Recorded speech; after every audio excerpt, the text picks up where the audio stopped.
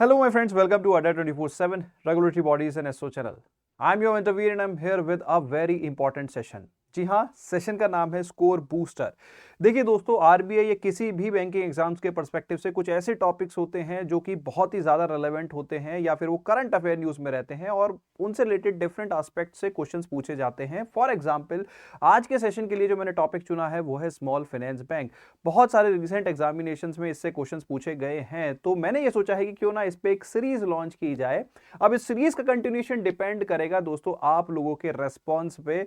तो ये सेशंस को पहले आप देखिए, आपको यहाँ पे कितना सारा इनपुट मिलता है उसको ग्रैब कीजिए और देन मुझको बताइए कि आप इस तरह के टॉपिक्स फर्दर में भी चाहते हैं कि नहीं है।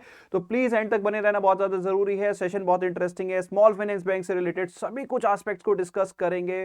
तो दोस्तों, without wasting any time, let's get started. लेकिन स्टार्ट करने से पहले दोस्तों, अगर चैनल पे नए हो तो जल्दी से चैनल को सब्सक्राइब कर लो, वीडियो को लाइक कर लो एंड ये मेरे टेलीग्राम ग्रुप का क्यूआर कोड है, इसको स्कैन करके मेरे टेलीग्राम ग्रुप को आप ज्वाइन कर सकते हो। बाकी आपको अगर हमारे किसी कोर्स में एनरोल करना है तो स्क्रीन के सामने आपको मेरा कोड दिख रहा होगा Y581, उसका यूज करके आप मैक्सिमम डिस्काउंट अवेल कर सकते हो। एंड आई होप कि जब सेल चल रही हो तो that would be the best time to enroll in any of our course. बाकी कोर्स की डिटेलिंग मैं आपको एंड ऑफ द सेशन देता हूं।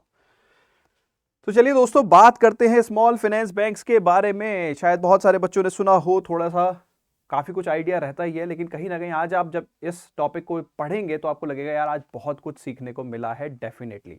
ठीक है, तो पेन एंड पेपर ले लेना, देखो नोट्स आप बनाना। ठीक है, जो भी पॉइंट्स मैं यहाँ पे दे रहा हूँ प्लीज उनके नोट्स बनाना। ऐसी इंफॉर्मेशन है जो आपको गूगल पे भी ढंग से नहीं मिलने वाली, ट्रस्ट मी। सेशन को एक बार देखो तब यकीन करो। ठीक है, तो चलो दोस्तों बात करते हैं स्मॉल फाइनेंस बैंक के बारे में। सबसे पहले थोड़ी सी इनकी हिस्ट्री के बारे में जिक्र करेंगे।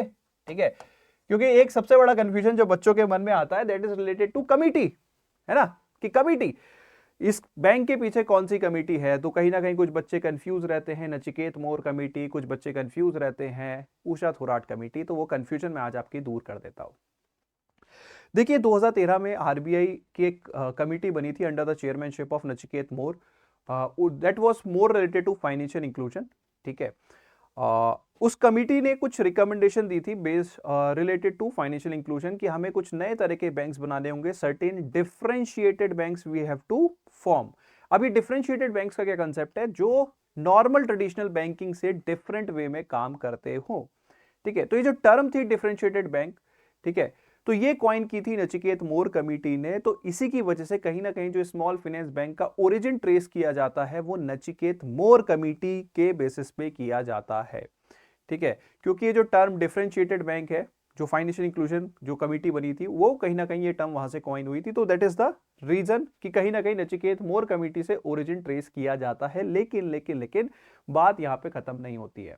जब इन बैंक्स की एक्चुअल लाइसेंसिंग के बारे में बात हुई तो हमें किसी स्मॉल फाइनेंस बैंक को लाइसेंस देना है नहीं देना है, उसके रिव्यू के लिए जो एक्सटर्नल एडवाइजरी कमेटी बनाई गई that was under the chairmanship of Usha Thorat. तो अगर हमारे को एग्जाम में क्वेश्चन आता है कि स्मॉल फाइनेंस बैंक के लाइसेंसिंग के रिगार्डिंग जो कमेटी थी वो कौन सी थी, that was Usha Thorat committee.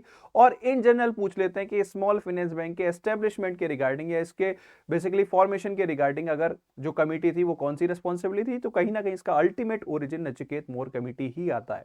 ठीक है, so this is about the history दोस्तों कि स्मॉल फाइनेंस बैंक जो है उनकी जो हिस्ट्री रही है वो कैसे ओरिजिनेट हुए, तो कौन कौन सी कमेटी उसके पीछे थी। आई थिंक अब आपको क्लैरिटी मिल गई होगी। प्रॉपर एप्लीकेशन एंड लाइसेंसिंग के पीछे जो कमेटी थी that was Usha Thorat committee, and कहीं ना कहीं जो टर्म एक तरह से कॉइन कर दिया that was Nachiket more committee.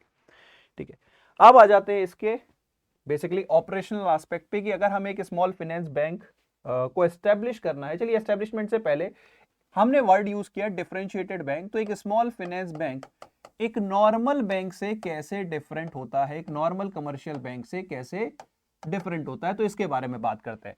देखिए, अगर आप यहाँ पे टर्म देखेंगे ये लिखा हुआ स्मॉल फाइनेंस, मतलब ये बैंक कहीं ना कहीं लोगों की छोटी फाइनेंशियल रिक्वायरमेंट को मीटअप करता है। तो वही यहाँ पे एक डिफरेंट मैकेनिज्म भी है कैसे ये डिफरेंटली काम करता है। स्मॉल फाइनेंस बैंक के ऊपर डायरेक्शंस होती हैं आरबीआई की कि इनके जो लोन्स होते हैं 50% लोन्स ऐसे होने चाहिए या मोर देन 50% लोन्स ऐसे होने चाहिए that amounts to maximum 25 lakh. So ये एक बहुत ही बड़ा क्राइटेरिया है to differentiate a small finance bank from the normal commercial bank. बाकी सारी एक्टिविटीज इनकी कहीं ना कहीं कोई कंस्ट्रेंट नहीं होता, they can provide loan, they can take deposits, लेकिन जो लोन वो प्रोवाइड करते हैं, ठीक है, उनमें से more than 50% loan should be of maximum quantum up to 25 lakh rupees. जबकि कमर्शियल बैंक आप एसबीआई में देखो तो ऐसा कुछ नहीं है, आप कितने भी क्वांटम तक के और कितने भी किसी तरह के लोन्स ले सकते हो, ठीक है। बाकी एक और डिफरेंस जो स्मॉल फाइनेंस बैंक और कमर्शियल बैंक के रिगार्डिंग आता है ऑपरेशनल एस्पेक्ट्स में, वो आता है related to their priority sector lending. जी हाँ दोस्तों, जो priority sector lending target small finance bank का है as of now, as on June 2025, ठीक है, वो है 60%। जी हाँ, ओवरऑल टारगेट जो है इनका वो है 60%। एक नॉर्मल कमर्शियल बैंक का जो होता है वो होता है 40%। अब ये जो पीएसएल टारगेट है ये मैं आपको थोड़ा सा समझा देता हूं। पीएसएल टारगेट आपको कहीं ना कहीं पता होगा कि जो बैंक्स होते हैं उनको अपना सर्टेन लोन्स एक सर्टेन सेक्टर्स को प्रोवाइड करना होता है। तो स्मॉल फाइनेंस बैंक के केस में जो ओवरऑल टारगेट होता था वो होता था 75% होता था, लेकिन आरबीआई ने अब इसको रिवाइज करके 60% कर दिया है एज ऑन जून 21। ठीक है, अब ये 75 जो था ये टारगेट कैसे अचीव करना होता था, इसके दो कंपोनेंट होते थे। एक होता था मैंडेटरी कंपोनेंट जो कि 40%, जो कि बाकी बैंक्स का भी होता था, ठीक है। उस 40% के अंदर सब कंपोनेंट होते थे, 18% agriculture, 7.5% micro and 12% weaker section, ठीक है। ये सब का टारगेट्स होते थे, ये स्मॉल फाइनेंस बैंक पे एज इट इज लगते थे। एक रिलैक्स्ड कंपोनेंट होता था 35%। अब ये जो एडिशनल 35% लोन दे रहे हो इसके लिए कोई टारगेट नहीं था, आप जिस भी सेक्टर को चाहो पीएसएल के आप लोन दे सकते हो, वहां पे कंप्लीटली आपके पास फ्लेक्सिबिलिटी है। 40% इज मैंडेटरी और उसके अंदर ये सारे टारगेट्स अचीव करने हैं। 35 आपके पास रिलैक्स टारगेट है, आप इसको जिस टारगेट मतलब जिस भी पीएसएल टारगेट के अकॉर्डिंग अचीव करना चाहो कर सकते हो, बट 35 एडिशनल पीएसएल में लोन जाने चाहिए, ठीक है। अब ये जो 35 वाला कंपोनेंट है इसको आरबीआई ने रिड्यूस करके कर दिया है 20% एज ऑन जून 21, 2025। तो 40 प्लस 20 मिलके हो गया अब आपका 60% is the total priority sector lending target, ठीक है। तो ये कुछ इंपॉर्टेंट पॉइंट्स हुए स्मॉल फाइनेंस बैंक के, उनके ऑपरेशनल एस्पेक्ट से रिलेटेड। अब उनकी लाइसेंसिंग पे वापस आ जाते हैं कि अगर किसी को स्मॉल फाइनेंस बैंक का लाइसेंस चाहिए तो एक बहुत इंपॉर्टेंट क्वेश्चन बनता है कि उनके लिए मिनिमम कैपिटल रिक्वायरमेंट कितनी होती है, ठीक है। तो मिनिमम कैपिटल रिक्वायरमेंट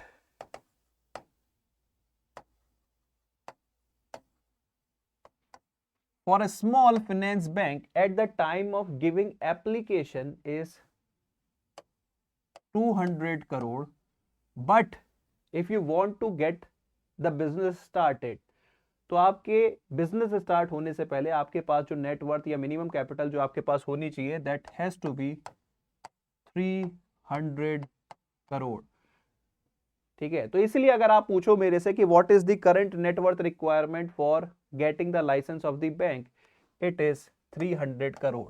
बहुत सारे बच्चे कंफ्यूज होते हैं जब वो देखते हैं कि गूगल के ऊपर उन्हें 200 करोड़ दिख रहा है, तो भाई ठीक है 200 करोड़ ये है कि आप 200 करोड़ के बेसिस पे एप्लीकेशन दे सकते हो, लेकिन जैसे ही आपको फाइनल अप्रूवल मिल जाता है, मैंने आपको कई बार बैंक लाइसेंसिंग के ऊपर भी पढ़ाया है कि आप पहले अपनी एक एप्लीकेशन देते हो, ठीक है। आरबीआई एक इन प्रिंसिपल अप्रूवल दे देता है आपको कि ठीक है मैं आपकी एप्लीकेशन को स्टडी करता हूं, आपकी क्राइटेरिया को, तो इन प्रिंसिपल अप्रूवल के टाइम पे 200 करोड़ चलेगा, लेकिन when you start the final business जिसके लिए आपकी पूरी ड्यूरेशन होती है 18 मंथ्स, उससे पहले पहले आपको इसको बढ़ा के 300 करना होगा, otherwise you will never be able to start the business. तो बिजनेस स्टार्ट करने के लिए सिंपल सी बात है भाई, लाइसेंसिंग के लिए फाइनल अप्रूवल के लिए आपके पास 300 करोड़ नेट कैपिटल होनी चाहिए। तो आज की डेट में अगर सपोज आपसे क्वेश्चन पूछा जाता है कि 200 या 300 किसको मार्क करें, तो आप 300 करेंगे। ये मैं नहीं कहता, ये आरबीआई की लेटेस्ट रिपोर्ट है जो मैं आपको दिखा देता हूं, क्योंकि बच्चों के मन में रहता है सर प्रूफ गूगल तो ये कह रहा है, क्योंकि उन्हें गूगल पे ज्यादा ट्रस्ट है।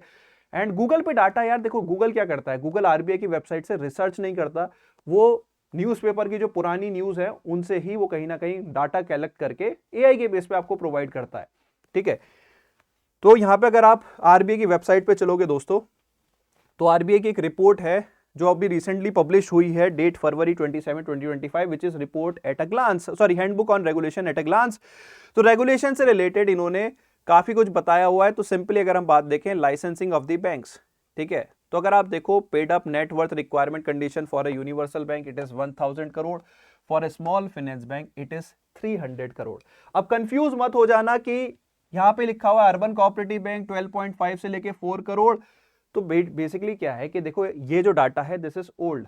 अब क्या है, इनके regarding time to time update आते रहते हैं। तो यहां पे आरबीआई ने बोला हुआ है कि भाई आप जो है लेटेस्ट डाटा के लिए आप क्या करो, आप आरबीआई के नोटिफिकेशंस फॉलो करते रहो। आप यहां पे देखो 1 second, detailed regulations, sorry, for specific compliances requirements regulated entities are advised to consult other to the respective detailed regulations issued through circular master directions as amended from time to time। तो अगर आप देखोगे urban cooperative banks का भी आपको अप्रैल का latest circular मिल जाएगा। खैर वो पहले ही आ चुका था कि अगर वहां पे आप अर्बन कोऑपरेटिव बैंक्स का नेटवर्थ रिक्वायरमेंट देखोगे तो टीयर 1 कोऑपरेटिव बैंक्स के लिए इट इज बेसिकली 2 करोड़ और टीयर 3 से टीयर 4 के लिए इट इज 5 करोड़। तो मतलब वो क्योंकि उसके लिए सेपरेट सर्कुलर है तो दैट इज द थिंग। और स्मॉल फाइनेंस बैंक में अभी कोई और अपडेट नहीं आया है एज ऑफ नाउ, जब से मैं वेबसाइट पिछले 2-3 साल से ट्रेस करता आ रहा हूं। तो we can take 300 as the benchmark, ठीक है। तो ये कुछ पॉइंट्स थे, देखो दोस्तों आपको आई थिंक इसके रिलेटेड समझ में आ गए होंगे, ठीक है। अब चलते हैं और भी आगे। क्या इतना काफी है? नहीं, इतना काफी नहीं है। अभी आपको समझना पड़ेगा कि ऑपरेशनल एस्पेक्ट्स में भी बैंक की बहुत सारी रिक्वायरमेंट्स होती है, लाइक उनकी capital adequacy requirements, tier 1 capital उनको कितना मेंटेन करना है एंड सो।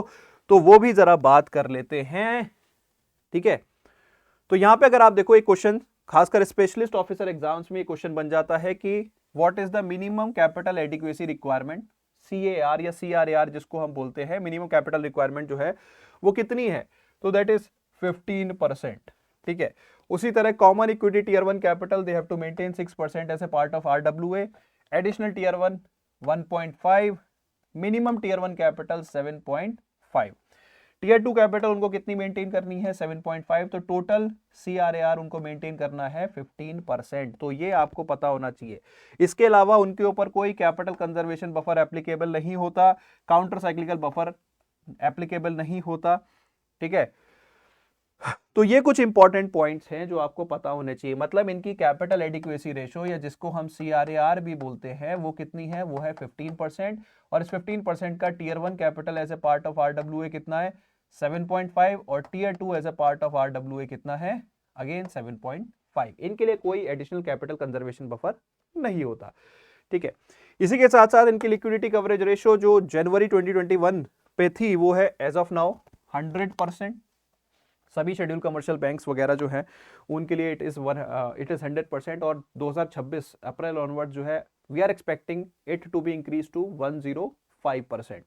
अब लिक्विडिटी कवरेज रेशियो में आपको कई बार बता चुका हूं, इट इज बेसिकली आपके high quality assets divided by your net outflow of funds for next 30 days. तो एक मंथ की बेसिकली आप लिक्विडिटी इस रेशियो से चेक करते हैं। तो अगर आपके हाई क्वालिटी एसेट्स आपके नेट आउटफ्लो के मतलब ऑलमोस्ट इक्विवेलेंट या उससे ज्यादा है तभी वो रेशियो 100% आएगा। So currently they have to maintain it 100%, ठीक है।